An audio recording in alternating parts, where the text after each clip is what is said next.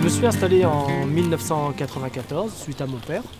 Et pendant une dizaine d'années, j'ai travaillé comme j'avais appris à l'école, comme mon père travaillait, sans trop me poser des questions.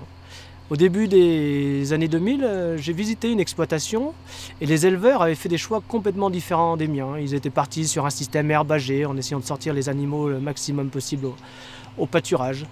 Et moi, dans cette période-là, je commençais aussi à me poser des questions par rapport à l'utilisation des produits phyto, l'impact quand même sur la santé. Et toutes ces questions, en fait, m'ont amené à travailler différemment et je suis parti donc sur un système durable. De quoi je suis le plus satisfait? Mais je dirais aujourd'hui, j'ai réussi à passer d'un système conventionnel où j'utilisais quand même beaucoup de produits phyto à un système durable. Les résultats économiques dans l'exploitation sont plutôt satisfaisants. On a réussi à créer de l'emploi sur l'exploitation. Moi je me suis installé, j'étais quand même tout seul sur 100 hectares. Aujourd'hui on est 4 à plein temps, plus un apprenti, 3 associés, un salarié. Et en plus je dirais on travaille en ayant peu d'impact sur l'environnement. Donc ça c'est une certaine satisfaction.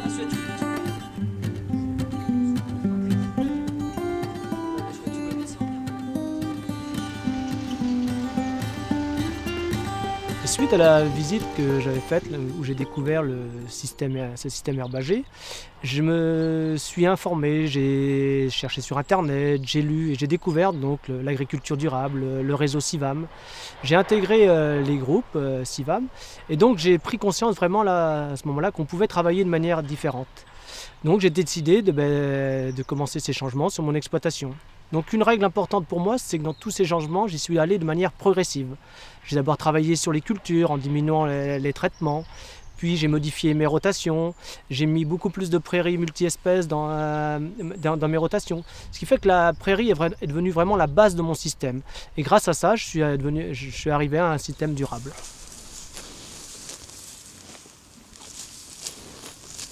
Chez Jérôme, si la transition a été réussie, c'est qu'elle a été très progressive. En 1994, l'assolement est constitué de cultures de printemps, de cultures d'hiver, de colza et de prairies à base de raies-gras. L'IFT est alors de 2,64. En 2000, il introduit des mélanges prairiaux à base de graminées et de légumineuses, ce qui divise l'IFT par 2.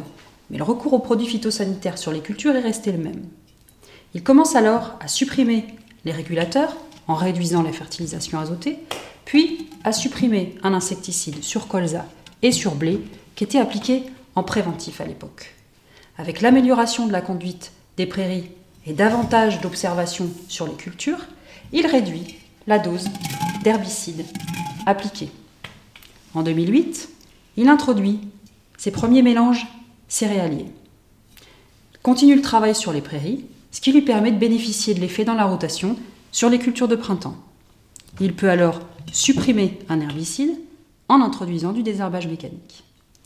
Le bénéfice apporté à l'échelle du système de culture lui permet de supprimer les derniers insecticides sur colza et un fongicide sur les cultures d'hiver. Il lui reste des fongicides sur les cultures d'hiver, par sécurité. En 2012, il décide de supprimer les cultures de vente et les traitements qui y sont associés. Il lui reste 67% de prairies de 3-4 ans dans la rotation, des mélanges céréaliers, simples ou complexes, et des cultures de printemps. Mais la pression adventice nettement réduite lui permet de supprimer les derniers herbicides. L'IFT passe à 0.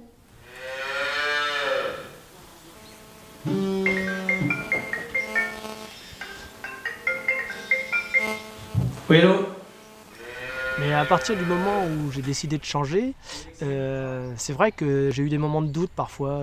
Lorsque j'ai décidé de faire l'impasse sur de l'épandage d'engrais ou un traitement, je me pose des questions. J'avais peur que la plante soit malade, peur évidemment de perdre du rendement. Et dans ces moments-là, il est important de se rattacher au groupe, d'échanger avec des agriculteurs qui ont déjà connu ce cap-là. Et le fait de me rattacher au groupe, en fait, m'a permis de passer ces moments sereinement.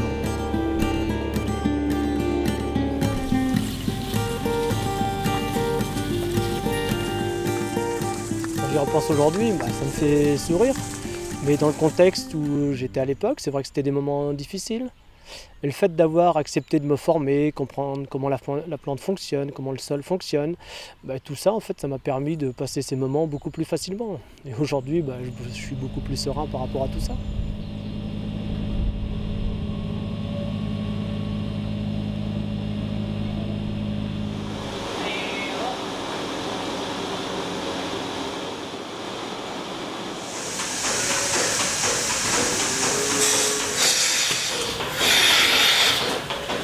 Aujourd'hui, il y a encore plein de choses qu'on souhaiterait améliorer. On souhaiterait améliorer notre technique de pâturage, l'aspect sanitaire du troupeau. On travaille aujourd'hui sur le croisement de notre troupeau laitier pour essayer de rendre les animaux plus rustiques. Et on souhaiterait aussi peut-être partir vers de la vente directe, mais en créant de l'emploi. Ça, c'est vraiment une volonté. On ne veut pas créer une surcharge de travail, donc si on va vers la vente directe, ça sera pour créer de l'emploi. Et en fait, le constat qu'on fait, c'est que quand on est rendu dans ce mode d'agriculture, il y a plein de choses sur lesquelles on peut encore travailler. C'est vraiment un véritable épanouissement dans le travail. Nous, on s'éclate dans le travail. Voilà.